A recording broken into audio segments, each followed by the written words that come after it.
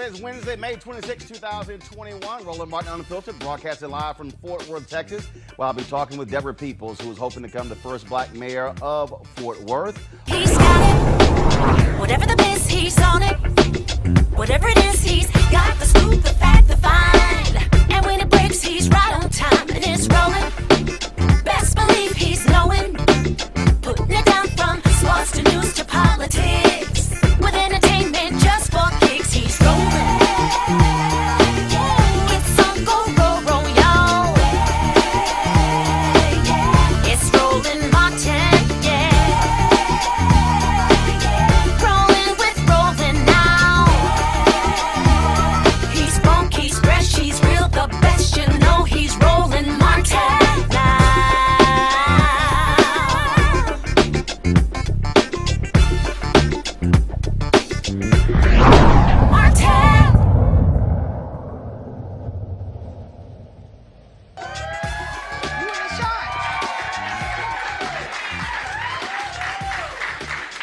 All right, folks, we're here at the Petroleum Club here in Fort Worth, where I spent a little time soon after college working here, so know a lot of folks in the room. One of the folks I crossed paths with while I was here is Deborah Peoples. She is now running for mayor of Fort Worth. She took first in the general election, ahead of a number of other candidates, and so now, June 5th, there will be a runoff taking place here in Fort Worth, and we certainly welcome her to Roland Martin Unfiltered. How you doing? I am doing great. Right here, you gotta grab the mic, I am doing great, Roland, doing better since I see you. See, I told you I was coming. I know, but You thought I was joking? Roland, I know you. Right. I mean, look, when I hit Tashara Jones when she was running for mayor of St. Louis. I said, Absolutely. hey, we're going to bring this show to St. Louis. Oh, you brought good luck. And so, hey, there she you won. go. Yes. In a runoff. Yes. In a runoff. First of all, how's the campaign been going thus far?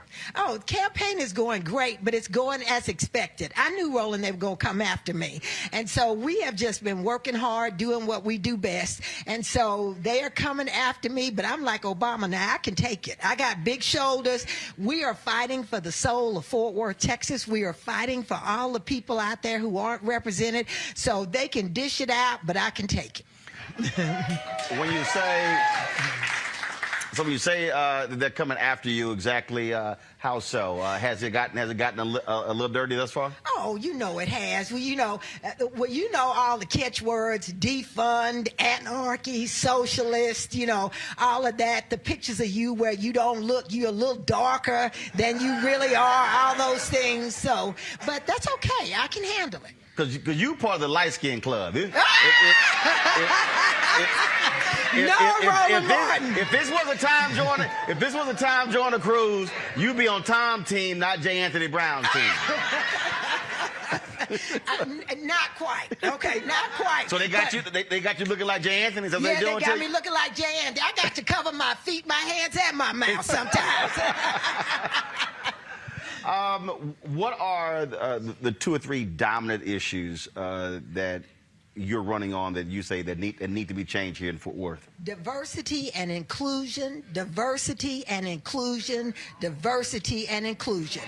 We are the 12th largest city in the United States. We're a majority city, but on issues like economic development, on parity around education, our children dominate in the public schools. On issues around good jobs and housing, we still continue to lag behind. It is worse now than when you were here. Wow. When you talk about on economics, we have a segment called "Where's Our Money?" Yes, and we've been, matter of fact, right before we came on, I was Byron Allen calling me, and we've been going after these companies, these ad agencies that you know, frankly, they've been spending 1% and 2% with African Americans. Right. But in the case of General Motors, we spent 12% of their cars are bought by us. Absolutely. McDonald's, 40% of the dollars going to McDonald's bought from African Americans.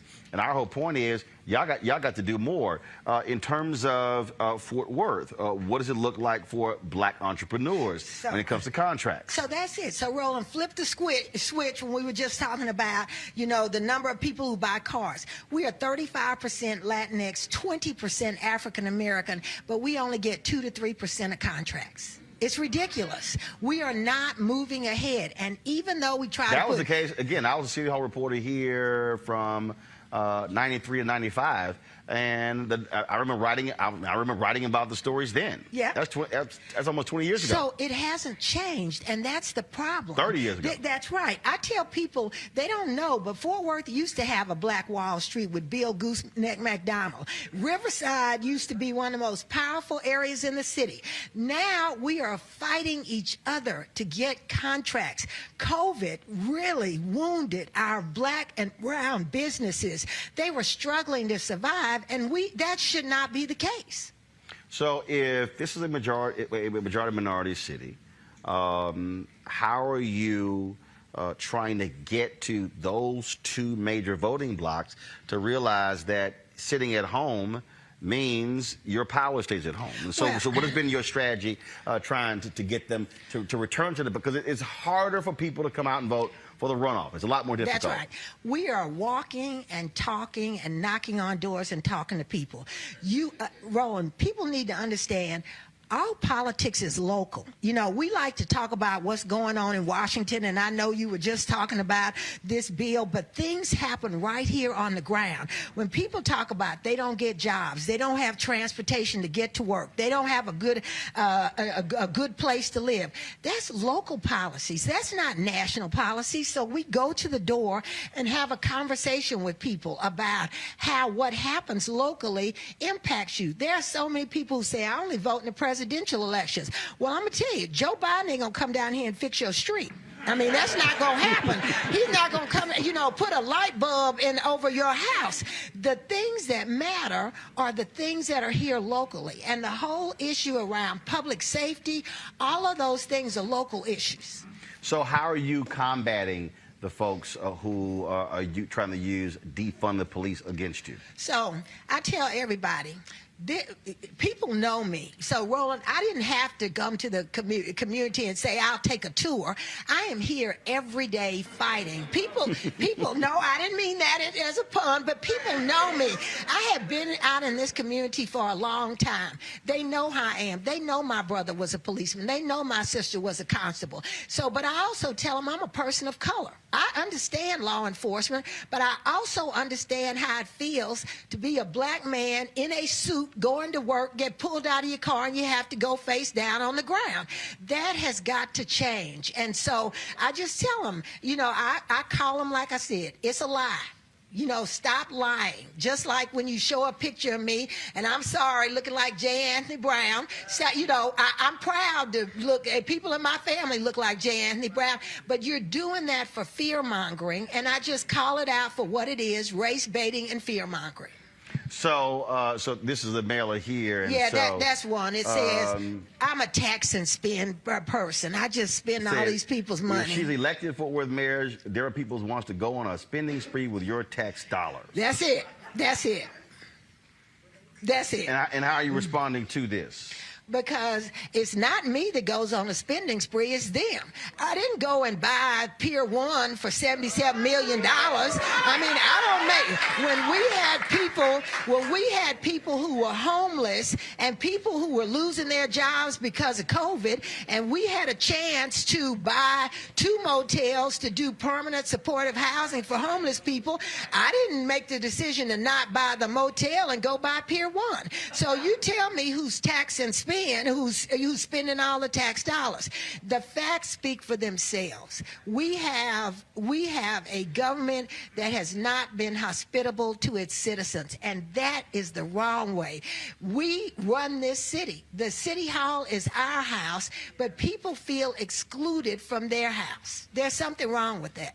I talked about Latinos and African Americans, but how are you also talking to white folks in this city, especially broke white folks? I keep because I keep saying this all around the country. I mean, the reality is, this is it can be deemed a conservative city.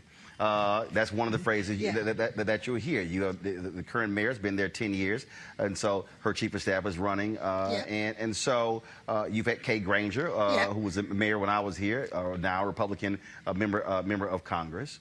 But one of the things that I keep also saying is that broke white folks in the same position as broke black folks. Broke Absolutely, is broke. absolutely. And that's what I tell people. I grew up in a black, brown, white neighborhood, Roland. We didn't know we were poor till we got out of the neighborhood. But the issues are the same. And so when I go and talk to people in neighborhoods, I tell them the same thing. What kind of job do you have? Do you know we are a blue collar city. We're a working class city. Most of our residents do not have a college degree. 30% of our residents have college degrees. The other 70% have some college or high school, or some of them didn't even finish. How are you benefiting? We have to have the conversation, what's working for you? And I will tell you, people, there's an economic divide. They have the same issues that we have. They could just go across the street, though, and not be seen as black, where we are black and brown our whole life. So how is your message being received by non-black, non-Latino voters? So I think it's been received very well. We could not have gotten to the runoff had it not been for white voters. Because I'll tell you, it is a learning process with black folks and people who look like me. Only 20% of the votes that were cast on May 1st were cast by African Americans. We are going back now to talk to all of those people. So if you didn't vote May 1st, you can vote on June the 5th. But we are going back to talk to people to say you didn't vote on May 1st, even the ones that told me they voted for me. I can tell whether you voted or not. But, you know, no shame there. But I go back. And see, you nice. I'll be like, yo, ass lying. Right here, you ain't vote. See, you not. Roland, that's why I will never run for office. Roland, I probably would start. I keep telling people I would start with 20,000 votes, probably end up with 5. Because I'm way too honest. I'd be like, you lying. Stop lying. Go ahead. Go ahead. So, Roland, you know it's a work in progress. We have to make people feel good and to grow and to believe. And so that is what I do. I mean, that is what I do, and that's why I know I'll be a great mayor. Unfortunately, sometimes I want to tell the truth, but I know it's not in the best interest of the city, so I will work with people to build collaboration. You tell the truth, but you don't. You Yeah. tell the truth. You don't want to be hardcore honest. Okay, like you say it, but you got sugar and honey, and you got all that. I got sea salt. Okay, well, and sometimes you need sea salt, but right now we need sugar and honey, because people need to believe that change is possible. And I don't care what color you are, what religion you are, what your sexuality looks like. People need to believe that change is possible. And that is what I'm working to do, is make people believe that, yes, you can get your share of contracts, that, yes, we can build decent infrastructure in your neighborhood, that, yes, you deserve a decent job and a good way to get there. And people have been beaten down so long, they don't think they deserve it. I'm going to do this here. So, Anthony, we're going to do this. Trust me, I wasn't planning to do this here. So I'm going to take a few questions for some folks here. And so we're going to pass the mic, just like in church. If you have not been vaccinated, don't touch this microphone. So I assume if y'all got masks on, y'all ain't got y'all shot. So this is how we gonna do it. If you ain't got your shot, put your mask on right now, so I can separate who's got the shot and who hasn't. If you have not gotten your shot, don't touch that microphone. I'm telling you right now. I don't want to spray you down with all kind of stuff. All right, then. So we're going to take a few questions from the audience here. So who's first? All right, got a brother in the back. Come on up. Come on up. I want you to stand right here. Come on up. And you got to move faster, bro. We live. Yeah. I'm like. Do you need this? Huh? Say it again. Okay, all right, well, Alpha, you got to move faster than that. I mean, you pick that pace up. You here, Roland, always. Yes, sir. Mayor Peoples, Okay.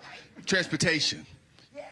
What do we do about transportation, multimodal, connecting regionality, jobs, getting to Alliance, getting south? How do we create transportation to create economic development for our people, workforce?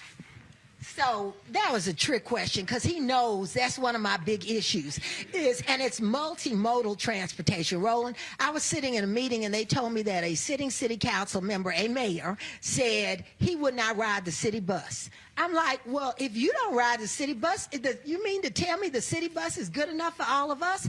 We need to develop a multimodal transportation system so that we can get to jobs. They're putting the jobs out at Alliance and Irving, other places.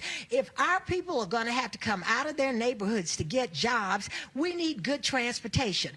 Great cities have great transportation systems, and we don't have that in Fort Worth. We gave up our shot, and Dallas has it. So when you go to Dallas, Dallas has light rail because they got our money. And Cheryl is laughing over there, but she knows it's true. Okay. So, I mean, we have got to work on things. And this is what I tell everybody. Everybody says, well, we don't have the money. I said, but that is why you plan. That is why you come up with a master plan and you say, okay, it's going to cost $2 billion or $2 trillion. How do I go and get that money? And I don't see that happening. All right, next question. Next question, right here. Oh, I love it. Thank you. Oh, no, we don't play that. All right. Hey, sweetheart. Okay. Hello. All right. Okay, well, following up with that question, you know, I'm proclaiming future mayor of Fort Worth. How will you bring Fort Worth out of the red into the black and restructure our budget so we can flourish as, you know, what the 16th largest city in our nation? She said 13th. 12. Oh, we moved up. Okay. So, Yes. So let me tell you. Roland, since you've been here, the tax base has flipped upside down. Now, residents pay for 60% of the taxes, and businesses only pay for 40%. We have to flip that structure. We have made some decisions that we put it on the backs of residents. But the way you do that is it's not an immediate fix. You got to find new revenue streams. And so you've lived here. You know when you want to go out on a Saturday night or something, you go to Dallas or you go to Arlington to the ballpark. You don't stay in Fort Worth. We send our money out of the city. We have to find ways to sell this city. Yeah, Ruby Woolridge, I know you up there saying bring that money to Arlington, but I want that money to come. I want that money to come to Fort Worth. And so if that means I got to find ways to sell things here. Do you know everybody says we're just the city of cowboys. No, we're not. We're the city of so much more. But I will tell you, there were Buffalo Soldiers, there were black cowboys, there were vaqueros, there were Asian cowboys. We have to sell this city, and we have to bring people here, and tourism is a quick way, Roland, because those are dollars that are not coming out of our residents' pockets. And so my job as mayor is to go out and sell this city, and that's what we're going to do, and bring in new revenue streams so I don't have to keep taking money out of your mama's pocket. I see your mama over there, not yours. Okay. All right. Next question.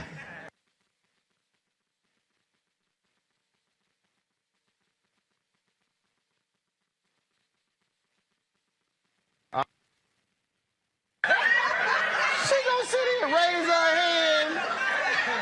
You ain't coming near us. Oh, no. Hell no. No. Just enjoy being in the crowd. I don't know, y'all sit next to her, y'all playing around. If you gonna take a selfie with me, you're gonna be 10 feet in front, I'm gonna be in the back. All right, go ahead. What's your question? Deborah, we're all individuals. We only get one vote. What, as individuals, can we do to make sure that you get the votes to become the next mayor of Fort Worth? Oh, so that's easy. So I get so tired of people telling me I'm with you, and I voted yesterday. I said, so how many people did you take with you? Oh, that's like the people who say, Pastor, I'm with you. They ain't sitting no tithe, no offering. They ain't prayed for nobody. They ain't brought nobody to church. Look at my pastor over there. They ain't done none of that. Right. So that's it. So attorney. Take somebody with you. We know people every day, our friends and family, who don't go vote. We have a sacred obligation to go and drive up and throw them in the car and say, you gonna go vote. You know, the way we win this, I'm telling you, Only 20% of the vote came from African Americans, but guess what? Our population is 942,000, almost 1 million people. 20% of us are African Americans, and that means that's 180,000 black folks in this city. If you figure that 50% of them are registered to vote, that's 90,000 black votes out there. And we only had 63,007 people vote in this election, so 20% is 12,000 votes. We left 78,000 black votes on the table. So the total number of votes cast in the general election was what? Was 67,000, 67, 68. 67,000. Based upon how runoffs go, it would be shocking if a total number of 40,000 people voted. Well, we're hoping it's at least 60,000, but you're right. No. You're What I'm saying though. is, if you look in terms of how there's a dramatic drop off. So the reality is, if you do the math, if you get 20 again, Roland normally go, you get 25,000 people come out and vote, you the next mayor. That's right. That's it. But it's getting people to believe. And I will tell you, I work all the time in the Latinx community. Gabrielle knows 35% of this city is Latinx. Only 7% went to vote. Wow. We have got to do better, but part of that is because we've been so browbeaten to believe that we can't do it. People keep telling us that this is a conservative city. We keep getting told that our vote does not matter, that we don't count. And so that's a big part of what I do, is making people understand that we have the power. We just have to own it and believe it and go vote. Absolutely. I'm gonna take one more question. I got a guess. Hold on. I'm gonna go here. Okay. Then I have a guest who I'm gonna go to next. Then we're gonna come back and ask more questions. I got you. Breathe. Okay. Breathe. Come on. Girl, you got to move. No, you trying to be sitting there trying to be all cute. Yeah, you better go and ask this question. Deborah, can you please explain to us what the Fort Worth Way is and what that means and why it's so important that we change that in this election? The Fort Worth Way. Well, and you've heard that, too. All our life, we've heard the Fort Worth Way. That means this is the way it's always been. And this is the way it's always been, doesn't work for a lot of us. And so that is why I'm working so hard to change it. Roland, my mantra is one Fort Worth.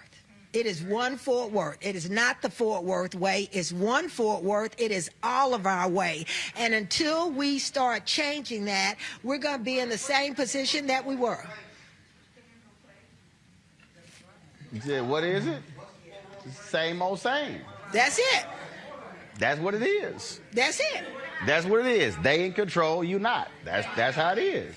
But again, though, this is what, look, we do this on our show constantly. When numbers are numbers, and it's getting our people to understand that we can literally flip numerous elections if we just simply vote our power. If white voters stay the same, you take our numbers, we could literally win any number of different places, but folk got to be willing to actually step out and actually cast the ballot. Yeah, and they got to be, we have to. I tell people all the time, we are extraordinary. The fact that we have survived and we thrive in these United States of America. I don't want to take anything from anybody else. I just want to have the same opportunity. I want to enlarge the pie. Roland, we've been convinced that the pie is this big, and we have to fight each other. If you get a slice, Roland, I got to fight you because that means I get less. No, there are opportunities out here that are incredible, and we have been convinced that all we get is this much of the pie. Which actually is not even a slice, is crumbs. That's right. And I changed that. Hold tight 1 second. Everybody, it's your man, Fred Hammond. Hi, my name is Brescia Webb, and you're watching Roland Martin Unfiltered. And, well, I like a nice filter usually, but we can be unfiltered.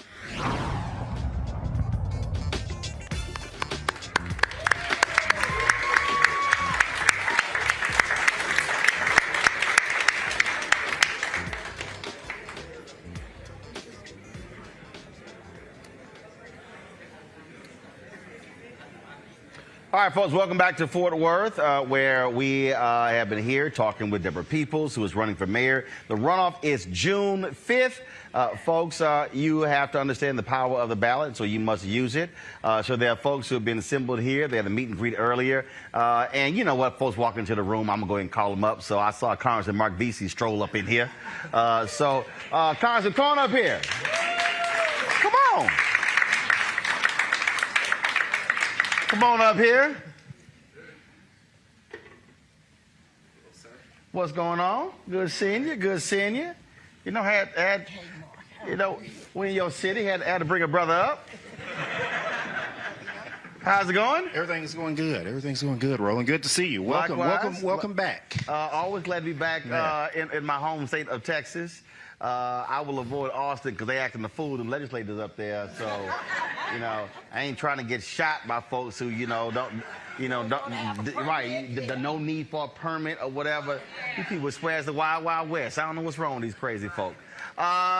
Share with us, in terms of what do you think Deborah Peoples will bring if she's sitting in City Hall in Fort Worth? Well, I think that Deborah will obviously bring a certain level of dynamicism that is like really missing from City Hall. You saying last mayor boring as hell? Is that what you're saying? Not necessarily saying that, but we need to get away from the status quo. Okay, all right, I'm just checking. I'm just saying. Yeah. Ain't got much flavor there. I'm just saying you want a little more flavor at City Hall. I got you. All right. Yeah. Like seasoning, non-seasoning. Salt and pepper, Tony Chachere. Go ahead. I'm sorry.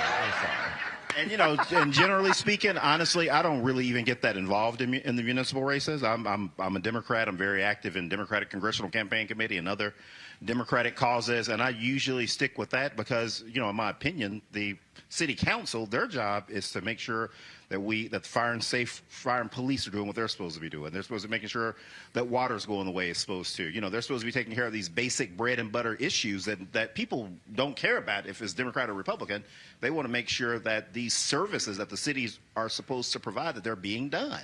And so folks don't care about it until it don't work. Until it don't work, that's right. I always get a kick out of folk who say, man, that stuff don't matter. Yeah, then your water stopped running, then all of a sudden you like, who the hell?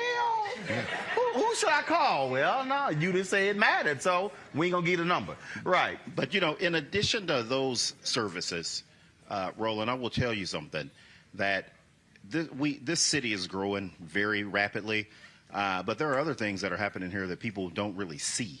And one of those things is that, we're losing jobs here in the city of Fort Worth. You look at downtown Fort Worth and I can just start naming off companies one by one, whether it's XTO, whether it's Radio Shack, Dickies just got bought by a company out of North Carolina, and so on and so on and so on. And for black people in America, we work at larger companies. You go to any national black organization, whether it's Links, whether it's the Deltas, AKAs, and you go to these national conventions and you see black people that have experienced upward mobility in America, and they usually experience it at a larger company. These little small companies, they don't really employ us.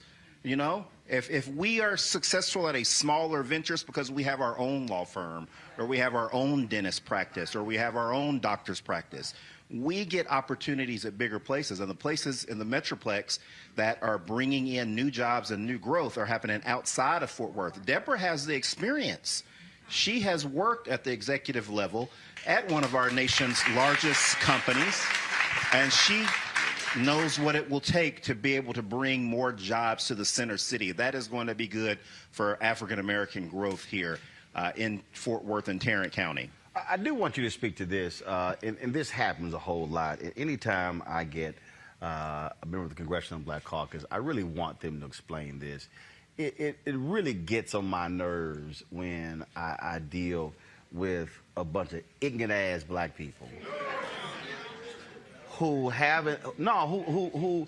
CBC ain't nothing. They don't do nothing. I don't know what they doing. They're failing us. And I have to explain to people that, first of all, you don't even understand what the role of a member of Congress is. That's one.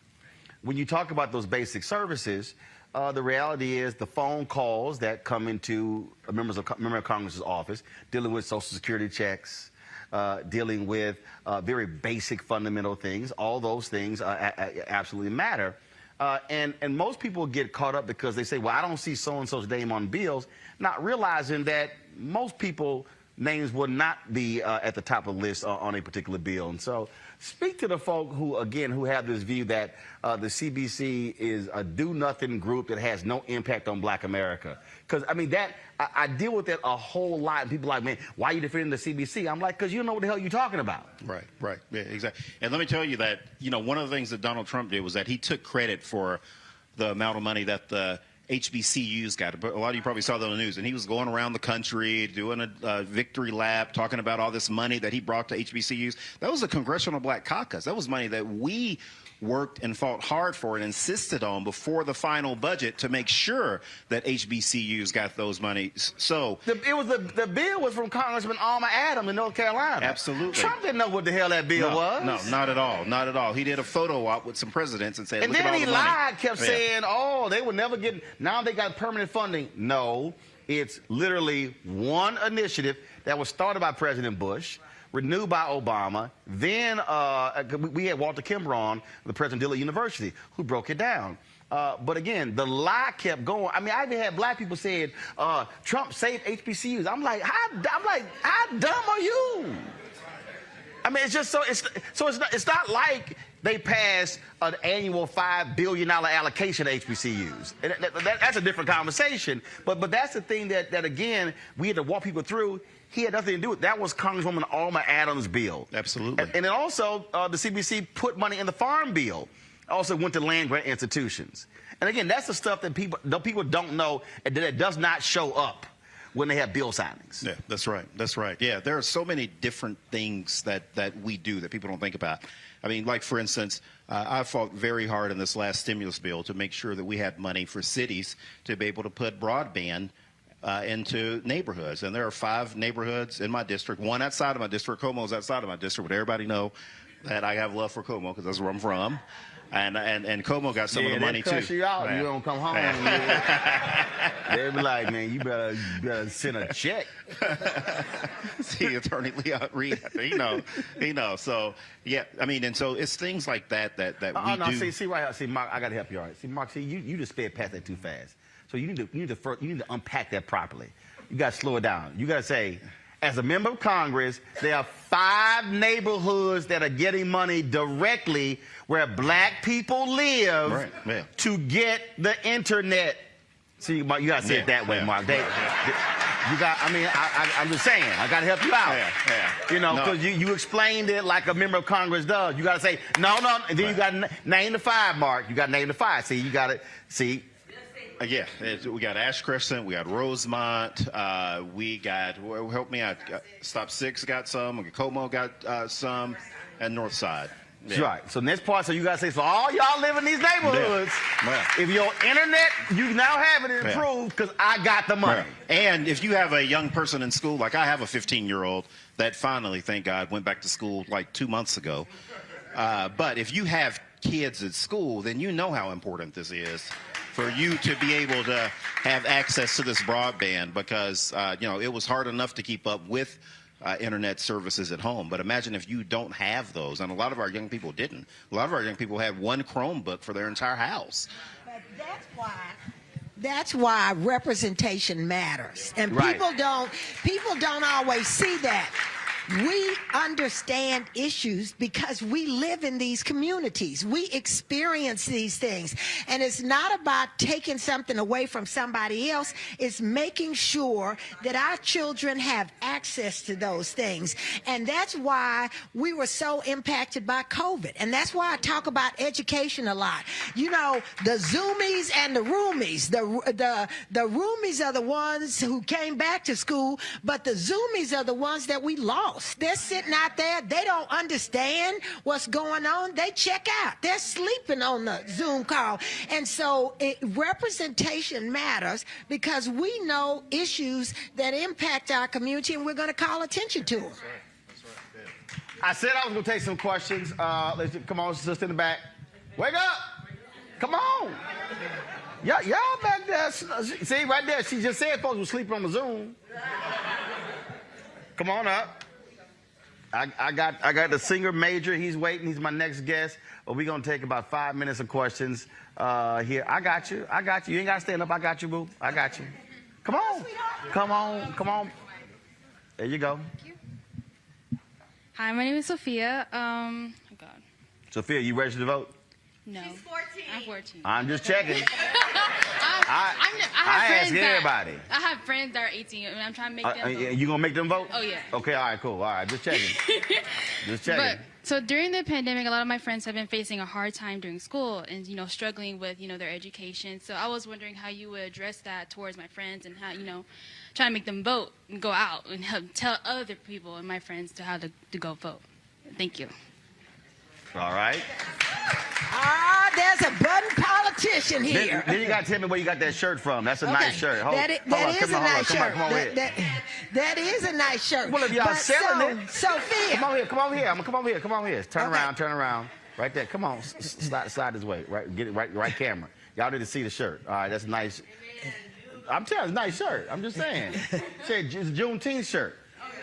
That's right. So, Sophia, any mayor that doesn't care about what's happening with our students is crazy, and they're letting us down.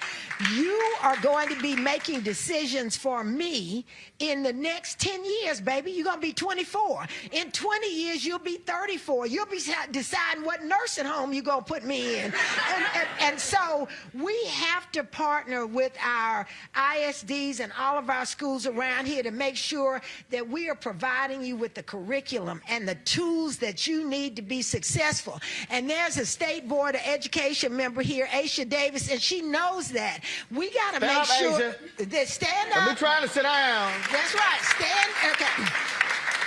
Hold on. Why we ask black people to stand up and they how they stand up? Like, Aisha, stand up. Stand up. No buckle knees. Stand up. She's trying to be all humble now. Look, you ask me to stand up, I'm going to stand up. But that's why representation matters, because she's down there in Austin fighting about what goes in your textbook so that we didn't come over here voluntarily to go clean up houses and stuff. It was involuntary. And so we're going to partner. We're going to be joined at the hips with schools, and I'm going to meet with superintendents all over and teachers to talk about what you need and what the city does to make it better for you. All right. Mark, go ahead. And let me say this too.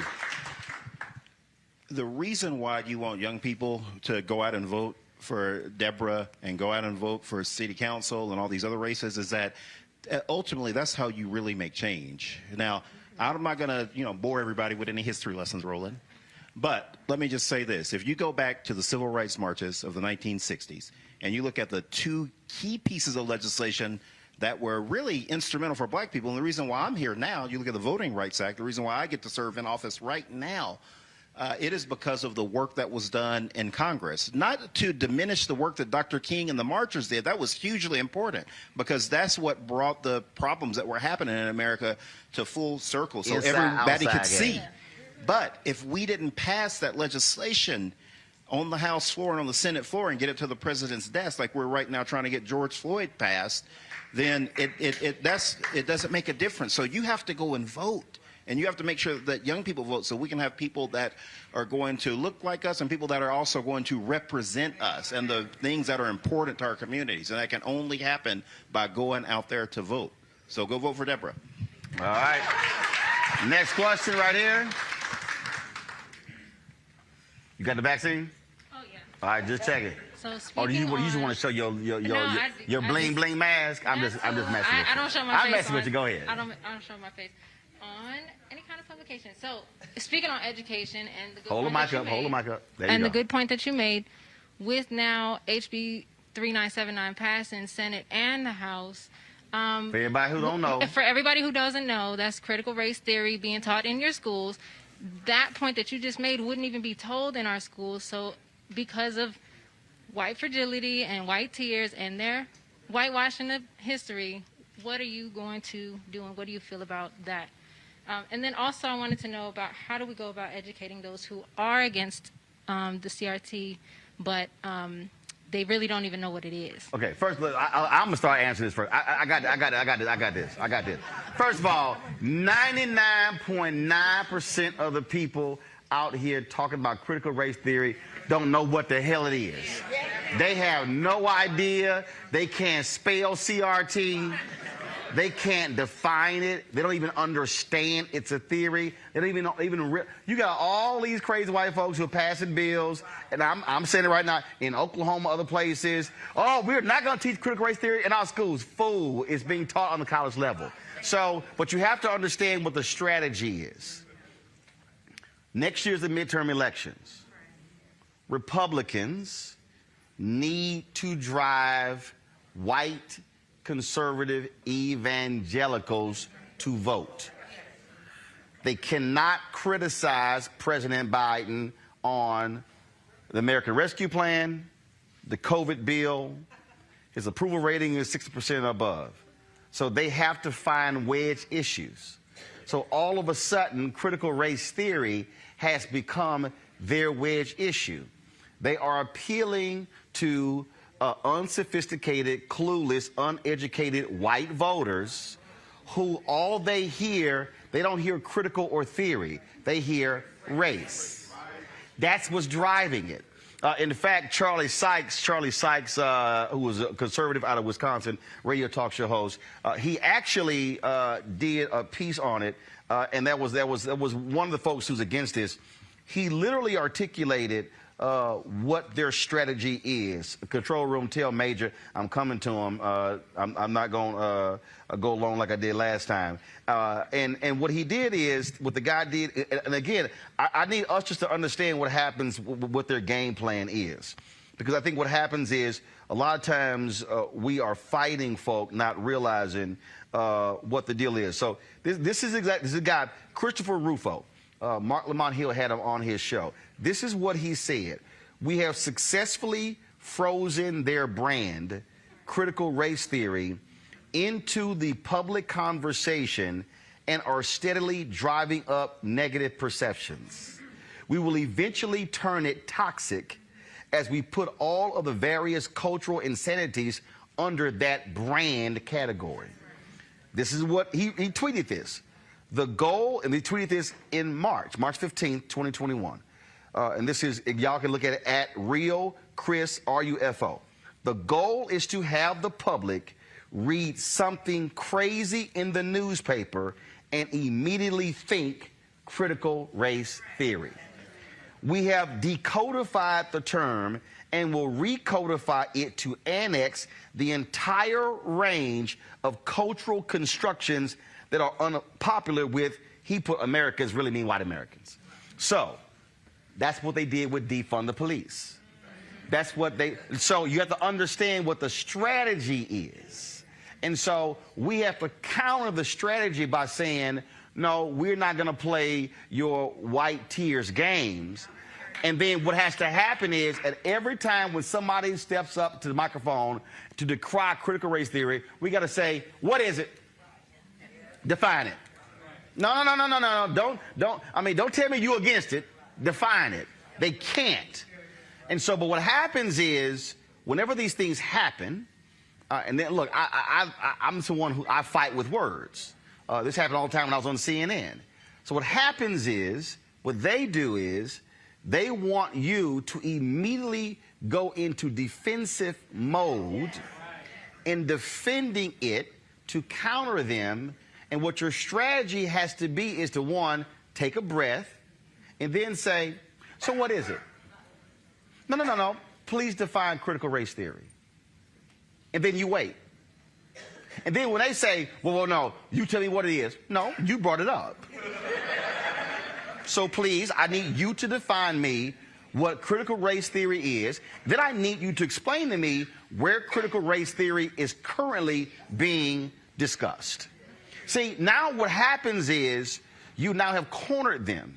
So that's what's going on here. So when you have now school boards and Republican-controlled state legislatures passing bills to say you can't teach critical race theory, it's not even being taught. What their real goal is to not discuss anything, that's why I hate the 1619 project, because you got to remember, this is all a part of the deal.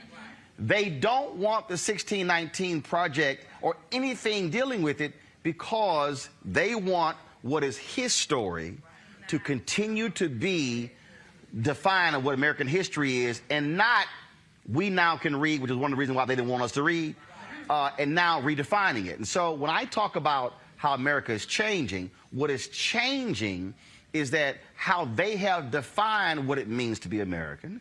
They have defined what it means, what morals, values, principles are. What happens now is black people get to say, oh, no, we can talk now. Latinos say, we can talk now. And so we now get to define what American values are. So when we say American values, we have to learn to begin to say, no, no, those are white American values. And so that's why they reacted the way they did with Colin Kaepernick and the flag. But see, you realize none of them wanted to talk about Jackie Robinson in his book, I Never Had It Made, when he said why he did not stand for the flag, nor did he cite the Pledge of Allegiance. Well, see, they won't criticize Jackie, because see, they love Jackie, because Jackie is a civil rights mascot that they put on just like Dr. King, that how basically is like a civil rights bobblehead. They don't want to deal with that Jackie. And so we have to understand what their game is. And so that's why OAN, Fox News, Newsmax, Conservative Talk Radio, they want us to be on the defensive with them on race. We have to understand. It's like when I had the white supremacists on my show, Richard Spencer. See, the whole bunch of clueless-ass black people were like, oh, when he asked you, who were you? You told him you were a man, a Christian man, and you a black man. I say, no, dumbass, you don't know how to debate. He was expecting me to say I'm a black man. But when I hit him with I'm a man, if they watch the video, he was like, then when I said Christian man, he went, then his whole, where he was about to go, he was completely thrown off track. I said, so for y'all who don't know how to debate, I forced him to change his whole deal. Now he was kind of like, damn, hold on, I'm a man too. I'm a Christian man too. See, so he was waiting for that. So we have to be very cognizant of what their games are. This is their game. It's all designed for 2022 to drive white turnout in the midterm elections so they can take back the House and the Senate. That's their strategy. All right, so I'm going to take questions from my panel, so I'm going to have to relay them to them because Deborah doesn't have IFB. So, Monique, do you have a question for Deborah Peoples? Doggone it, I wanted to tell Major congratulations. But Girl, yes, if you want to tell Major congratulations, send him a text. We got time for all that. Right. Okay. Yes, I do have a question. Well, first of all, congratulations. I'm going to just go ahead and say congratulations to the next mayor. But what I'd like to know is... She said, congratulations to the next mayor. I feel like I'm an interpreter. You would like to know... Wasn't I speaking in English? Monique, come on. I want to know what we can do. She wants to know how to give money to my campaign, right? Okay.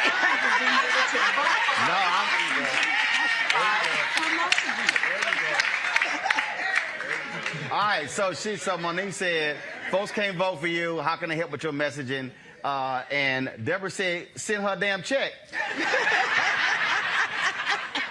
Deborah said they got the messaging. She just need the money for the messaging.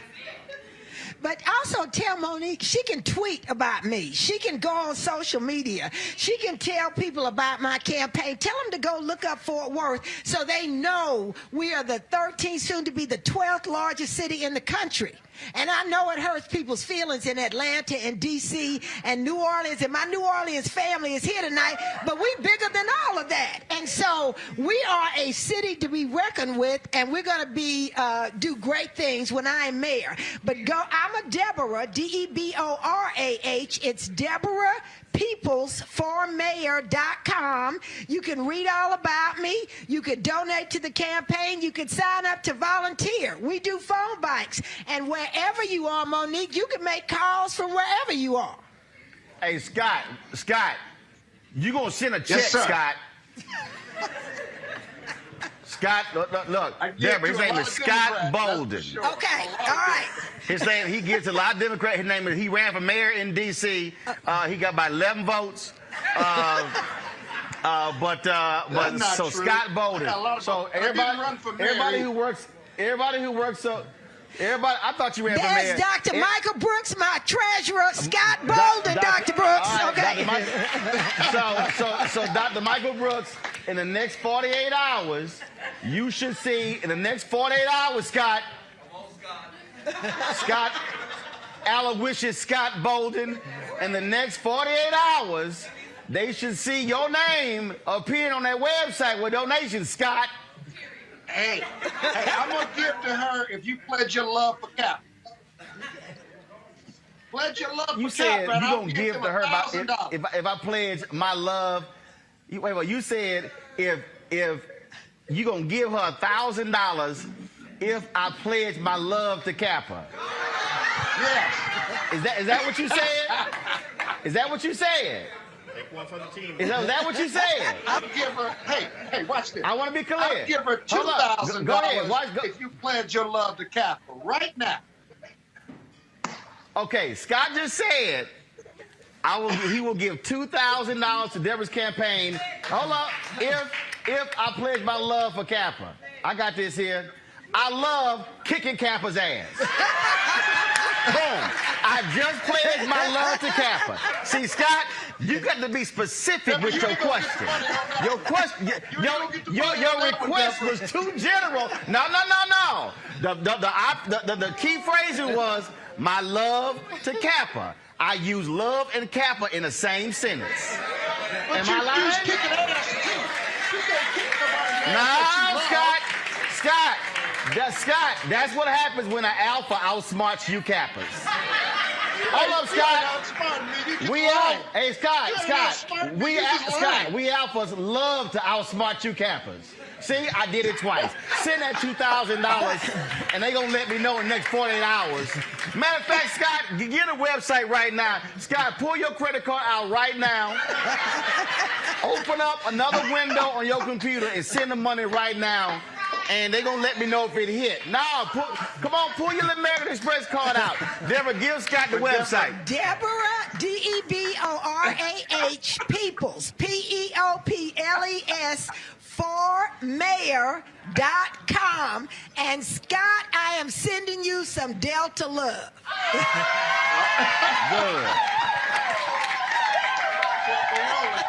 Hey, Scott, ain't your wife a Delta? Scott, ain't your wife a Delta? No, she's. Scott, is your wife a Delta or AK? No, she's not. She ain't Greek? But I don't know why she married you. All right. Hey, Robert Patillo, sell one of them 45 guns you have and send that money to Deborah. Robert Patillo, no, Scott, you don't get a question. You got to send a check. No, Scott, what? What's your question? I can't ask her a question. Damn. No, Scott, you want to ask a question, you got to send 3,000. See? The price go up. What you want to do? See, he ain't trying to ask a question now. All right, Scott, what's your question? Hurry up. Scott, hurry up. They really do. Hey, Scott, you're a lawyer. The FCC does not regulate online. They only regulate broadcast entities. Well, that's the law. Regulates See, boy, I keep telling you, get on Alpha. their job. Whoever regulates you hey, Scott, needs nobody to get on your job. Scott, my mama and daddy don't regulate me, so you need to go ahead and be quiet. Robert Patillo, what's your question? Or you gonna send? No, Robert, you gonna send some money to? You're a lawyer.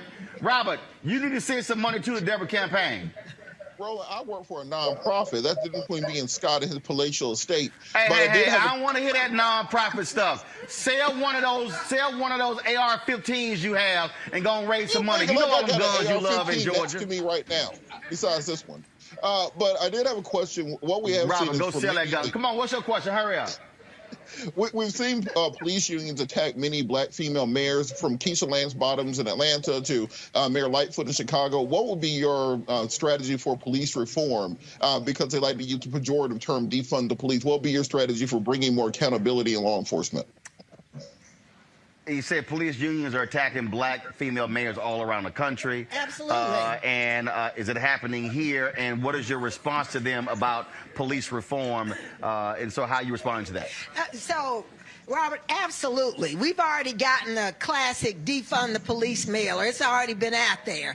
But I tell people all the time, my brother was a policeman, my sister was a constable. We want to be safe in our homes just like you want to be safe in your home. We want transparency and openness. And when something happens, like the Tatiana Jefferson shooting, we don't want to wait days to get the tape. We want to see the tape right then. And people want to see justice done. I mean, it's just that simple. So I can take their attacks. I mean, can take their attacks all day long. But until we change the face at the top, we're going to continue to see that same kind of battle going on. And that's why I'm out here running for mayor. All right, then. Scott, Monique, Robert, I certainly appreciate it. Thank you so very much. To all the folks who are watching, who watch us on YouTube, on Facebook, on Periscope, and Twitter, this is why we launched this show September 4th, 2018, because an opportunity to give voice to folks. As I said, we were in St. Louis with Tashara Jones. We're here. We've been actually in other cities as well. We spent 5 weeks. We literally moved to Georgia to help John Ossoff and Raphael Warnock win there. This is what happens when you own your own stuff. You don't have to ask somebody for permission, and that which is part of the issue. That because bottom line is when we have to ask other folk to cover us, then we might get 2, 3, 4, 5 minutes as opposed to being able to broadcast live from 2 hours. And so I appreciate Bishop Spears having us here at the Petroleum Club. Want to thank everybody for coming out here as well. For those of you who are watching, y'all can support this show. Your dollars make it possible. Last year, our fan base gave $672,000 to our show to make it possible for us to do what we do. Support us via Cash App, $RM Unfiltered, Venmo.com/RM Unfiltered, PayPal.me/R Martin Unfiltered. Zelle, of course, is Roland at RolandMartinUnfiltered.com. So folks use any of those platforms. So I was in the show, I say holla. So on 3, Zim, give me a wide shot. Give me a wide shot, Zim. On 3. Okay, y'all ready? Zim, there you go. No, keep it right there. All right. 1, 2, 3. Holla!